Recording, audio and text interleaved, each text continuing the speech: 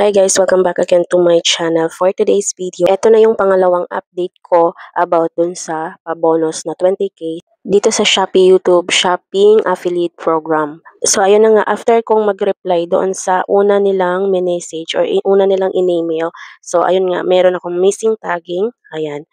So nakapag-update na ako at guys, ito na yung reply din nila na email. So sabi dito, thank you for your submission. We've successfully received your 40 videos with product tagging. Ayan. So sabi pa dito, ayan, once your entry is reviewed and validate, ayan, we will begin processing your incentive via Shopee Pay. So ayan, mag-aantay pa po tayo ng up to 90 days, ayan, from the date of validation. So ngayon pa lang i-claim 8 na natin. Kung meron ka ring YouTube channel at isa ka ring Shopee affiliate, why not pagsabayin na rin natin kasi ayan, another opportunity. Ayan, also, alam naman natin kapag affiliate, ayun, meron tayong magiging commission sa mga buyer natin. And then, bago ang lahat, this is not to brag but to inspire. Sa lahat ng mga mommies na nasa bahay lang, nag-aalaga ng mga anak, ayan, na isa rin ito sa pwedeng pagkakakitaan.